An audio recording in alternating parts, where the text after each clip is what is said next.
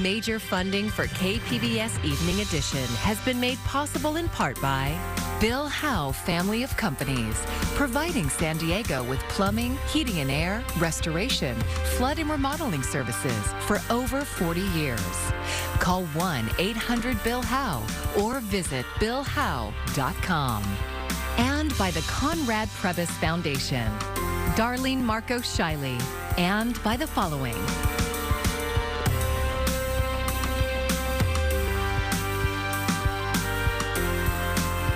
And by viewers like you. Thank you. When it comes to public transit in parts of San Diego County, it's good news, bad news situation. Thank you for joining us. I'm Maya Trabulsi. A deal has been reached with one of the unions representing bus drivers to end their month-long strike. But as KPBS reporter John Carroll explains, while MTS service returns in some areas, it's still out in others. It's the prices for our riders. MTS board member and National City Council member Marcus Bush is happy that one strike is over, but the other one is now a month old. Drivers, other employees, and riders are paying the price. Folks aren't getting to work, not getting to school, their doctor's appointments. As we reported Monday, the strike between members of Teamsters Local 683 was resolved over the weekend after the MTS board agreed to kick in $1 million. But the work stoppage by Teamsters Local 542 continues. They're the drivers that operate the Access Paratransit and minibus service. We did as much as we could to help Transdev and the bus operators reach an agreement. It was MTS board chairman Stephen Whitburn's idea to kick in an extra $1 million to bring the local 683 strike to a close. Board member Bush didn't support the move. The reason I voted against that motion is I was also worried that that didn't do enough to address the concerns of Teamsters Local 542. Bush says the board's action to spend the $1 million leads to a bigger question of whether subcontracting out to Transdev or any third-party operator is a sustainable model. Does it make sense to continue contracting services if, in the end, MTS and the public has to pay to subsidize this? Whitburn is asking that question, too. He says he's willing to consider contributing money, again, to end the current strike. But what about ending the contract with Transdev, bringing the drivers and other contracted employees back in-house? MTS's contract with Transdev runs through 2027, and unwinding things before then wouldn't be easy.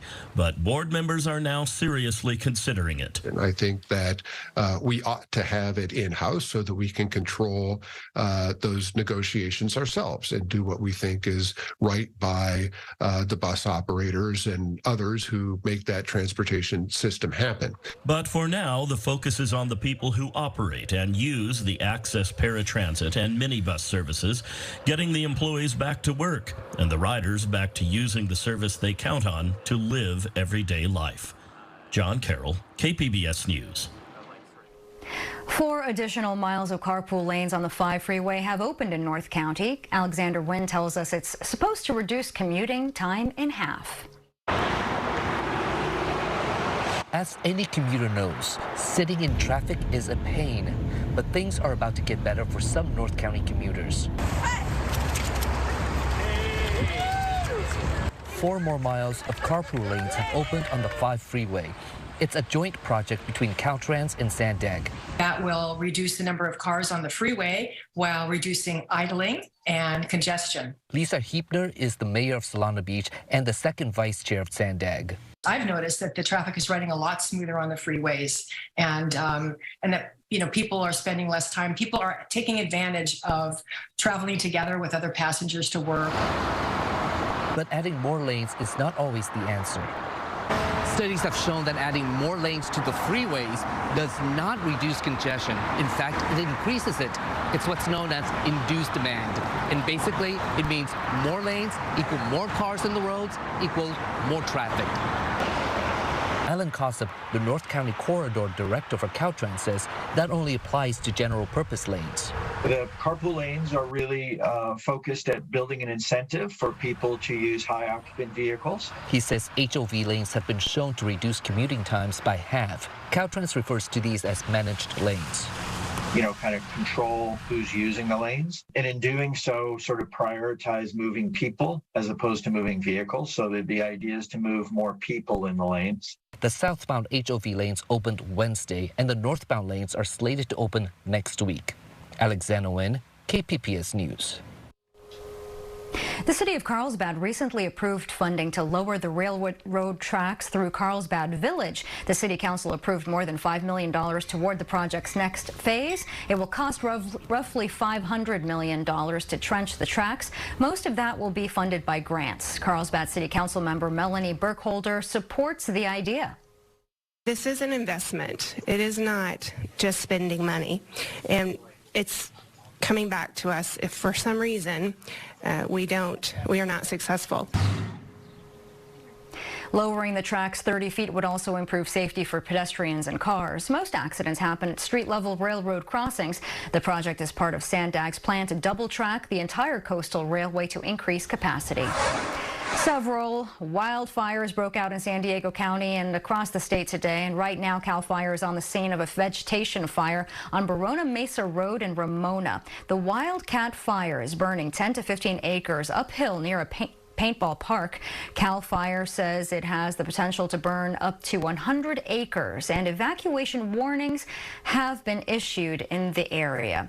And yet another reminder for all of us to stay vigilant as wildfire season continues in California. Crews are investigating the cause of a vegetation fire northeast of the Manzanita and La Posta Indian reservations, and that's near Live Oaks Springs. Firefighters stopped the spread of the Blackwood fire at 37 acres, and at last check, the fire was 10% contained. One building was destroyed. A temporary evacuation order was issued for the area as well. And evacuation points are located at La Posta and the Golden Acorn casinos. A new San Diego study finds fighting climate change will not ease the pollution burden carried by some communities of color. KPBS environment reporter Eric Anderson has the details. Reducing greenhouse gas emissions is widely expected to help clean up air pollution, but communities of color could continue to suffer disproportionately. The UC San Diego study found implementing climate-friendly policies may deliver cleaner air, but not climate justice. Researchers used simulations to gauge air pollution reductions linked to income, neighborhoods, and air quality. When implementing these climate policies, so things that are meant to target greenhouse gases, what will the effect be on those conventional air pollutants, which are often emitted at the same time? Polonic says a key finding shows the impact of reducing greenhouse gases isn't shared equally. Communities of color reap fewer benefits.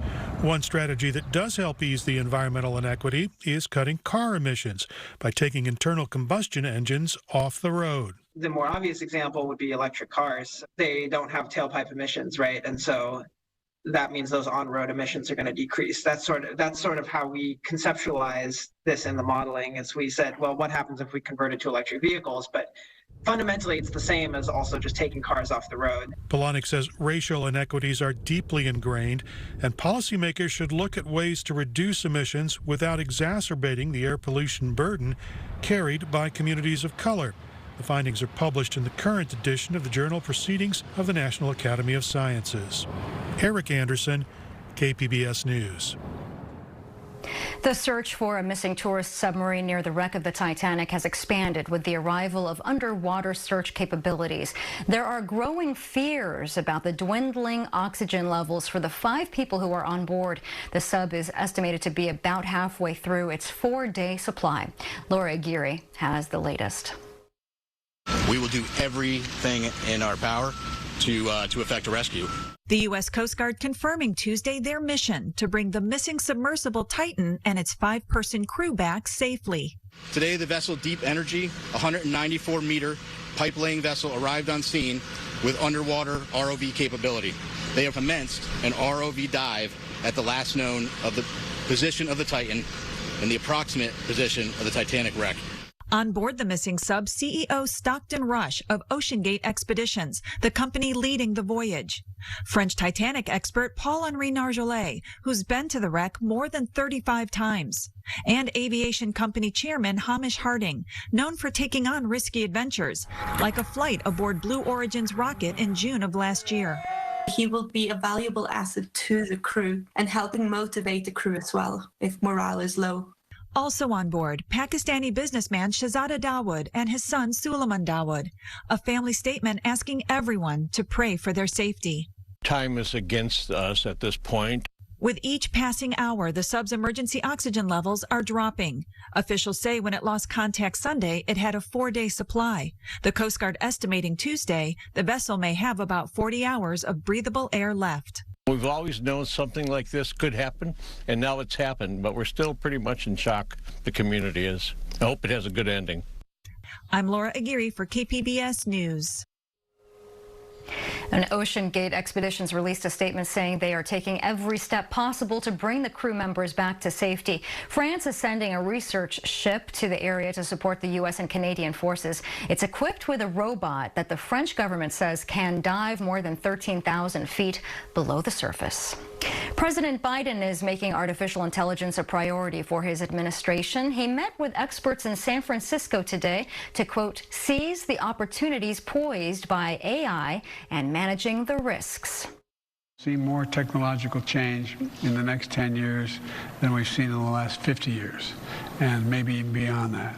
And AI is already driving that change in every part of American life.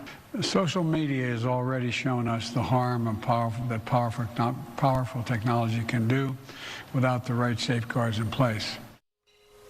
Last month, the Biden administration unveiled a comprehensive AI plan with industry CEOs, and in it, the president proposed privacy legislation to limit personal data collection, a ban on targeted advertising to children, and implementing an AI Bill of Rights.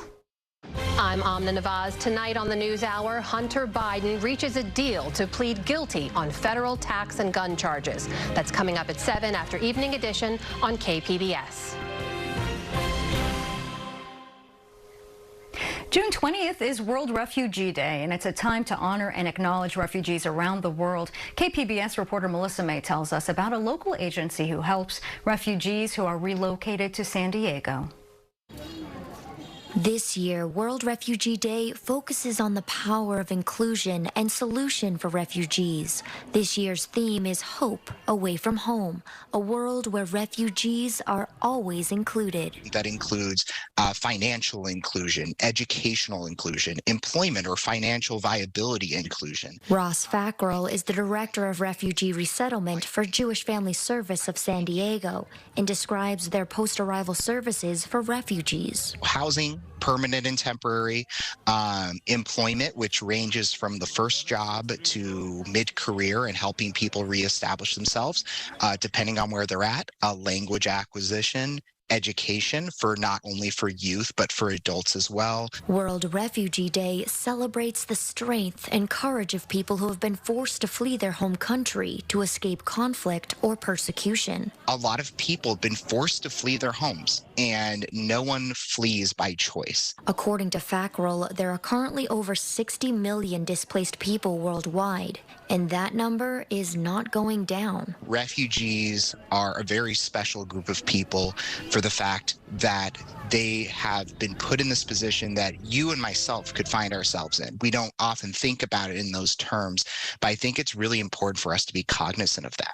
Fackrell says during this last quarter, San Diego welcomed over 400 refugees. The triumph of families and individuals that, despite their circumstances, have really been able to alleviate and rise to the occasion of settling down in a new place, acclimating, raising families, getting jobs, starting businesses, buying homes, a lot of things that, you know, in American terms, we would consider to be the dream. For those who want to help the refugee community in San Diego, Fackrell says to make yourself available, be open-minded and welcoming. Melissa May, KPBS News. The Alliance for African Assistance held its annual celebration for World Refugee Day in La Jolla. This year's event included a fashion show featuring traditional garments from countries of the refugees who were honored, and one of which is Katerina Ivchenko. She never dreamed of leaving her home of Ukraine, but was forced to when war broke out. She and her 11-year-old daughter traveled from Poland to Mexico, where they crossed the border into San Diego.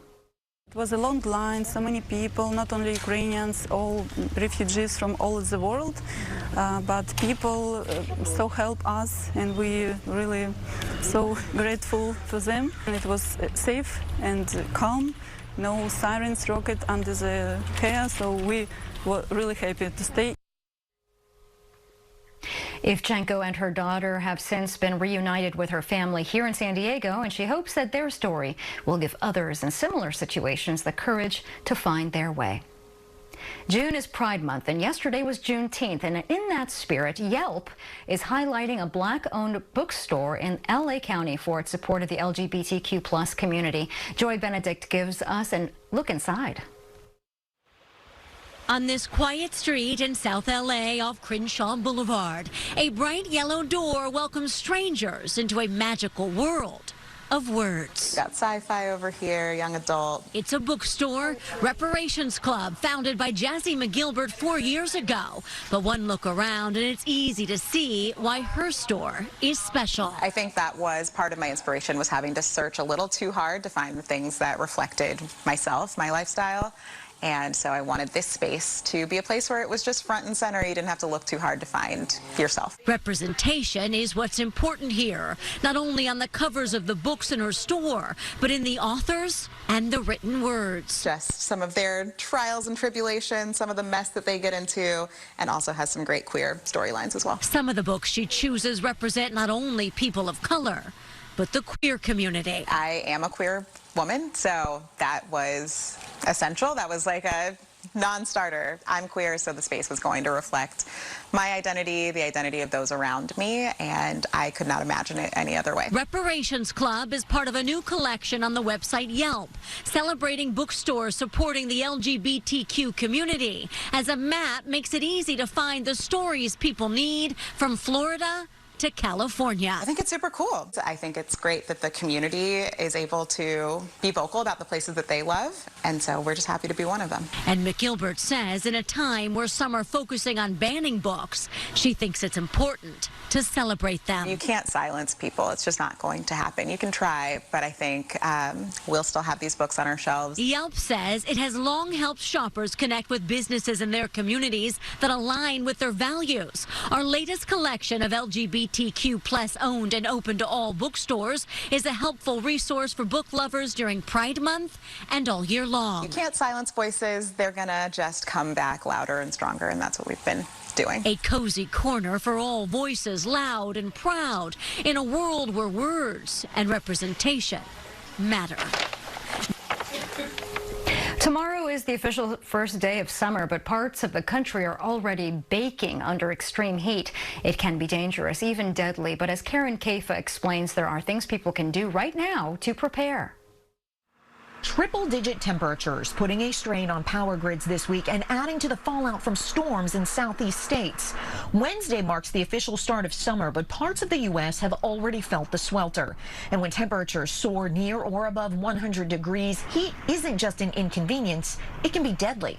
Heat stroke is actually when a person can become unconscious, and if they do not get medical attention immediately, they could unfortunately die. Kimberly McMahon of the National Weather Service says the time to prepare is before temperatures soar. Making sure that your air conditioning is in proper working order, make sure that you have plenty of water, be it bottled water, and access to water in case you do have a power outage when there is extreme heat.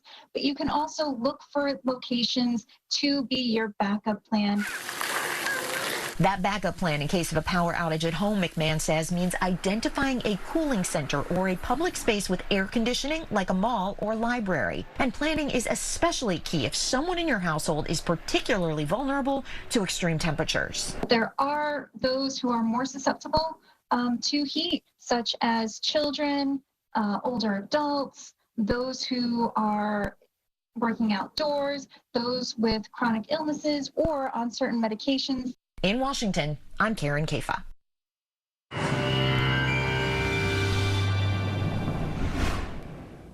Now, dry stretch of weather continues as we go throughout the coming days. We will trend a little bit warmer as we head toward the weekend for some of the interior valleys, the mountains and the deserts. And speaking of the mountains and the deserts, there will be a wind component here later on this week, too. Those winds coming out from the west. Let's head into tonight down to 53 Oceanside, 58 Chula Vista, Borrego Springs at 63.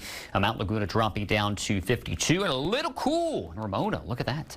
Jacket conditions as we drop off into the upper 40s. Let's take a few time here with Futurecast to notice again the clouds rolling back in, especially along the coast, but even some of the interior valleys can experience some of those clouds as we work our way into Wednesday morning. Again, talking about those conditions for the afternoon, running below the historical averages, though. Look at the highs: 71 San Diego, 72 Chula Vista, 99 Borrego Springs, Mount Laguna climbing into the mid-60s. All right, we're into the month of June. Do we typically see precipitation this time of the year? Of course, no. It's limited.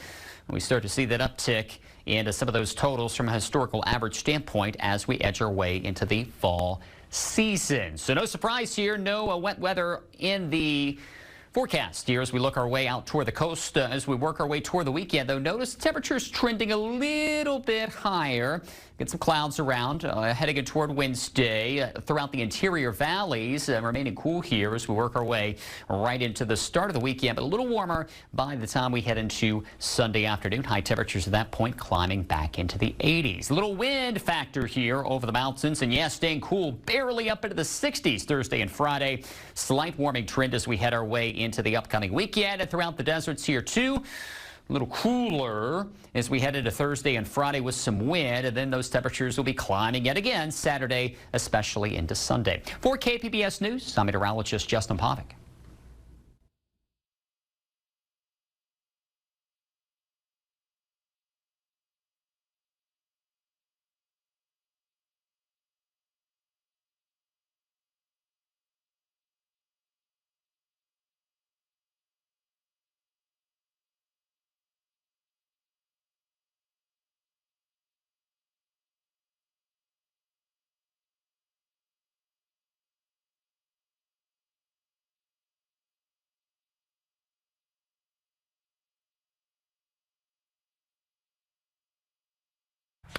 This is art you can actually touch, you know. This is art, in the words of its creator, Roberto Salas, that should give you a sense of the primordial, historical, archaeological. It's made of terracotta-colored sandstone, extracted, cut, and transported from the quarries of New Mexico in 2001.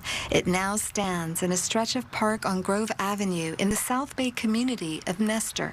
This piece is called Sapiedra. I figured that could be a plaza, and then piedra, of course, is stone. San Diego's Commission for Arts and Culture hired Salas to create artwork meant to offset the drab industrial feel of the nearby wastewater treatment facility called the Grove Avenue Pump Station. His work sits in what was once an empty lot among homes and apartments. There was a lot of people walking through this particular street in this community of Nestor with strollers, a lot of families. I said, I have to create something that sort of offers the family a place to be, a place to walk, to meditate, to think. The piece starts with a few sandstone benches that line Grove Avenue, then continues on either side of a sidewalk into the park all the way to its center. There stand 4 13-feet-tall sandstone pillars. But I needed something upright, and that upright, I mean, it's just something to look up and admire and have, and it's bigger than we are. Everybody says, oh, is it Stonehenge? Salas says no, but the vibe of the stone pillars is ancient. It looks like you're looking into the universe. Plus, they have fossils, a lot of beautiful imprints, something mysterious about them, and they do have souls. I feel that everything has a soul. He put his own markings on the stones. They are markings that sort of reminisce old pictographs or petroglyphs that I have in there. Each of the 4 stone pillars has a stencil of the elements: wind, earth, fire, and water. In the middle of the circle of stone pillars and benches is a place to play. What you're seeing right in here is a 20-foot diameter sandbox or sand circle. I'm going to dig a little bit because I think it's been refilled.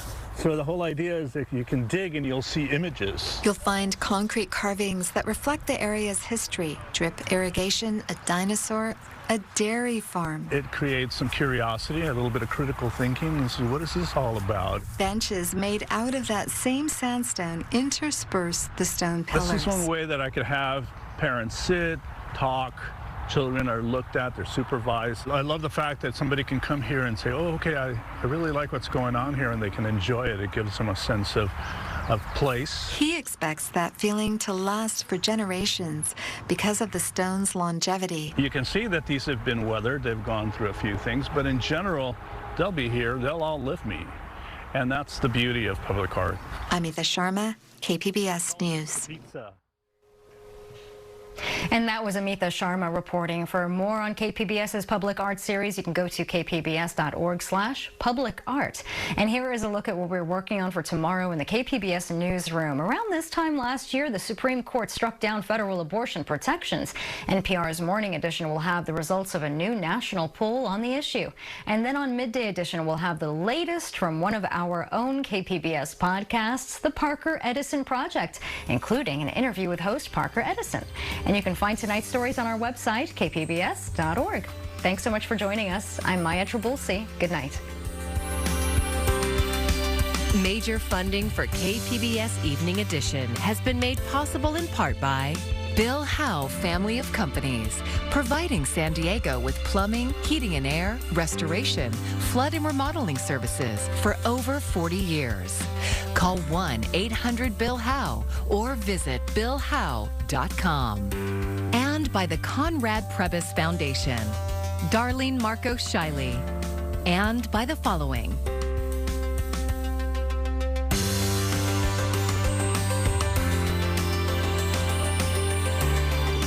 by viewers like you. Thank you.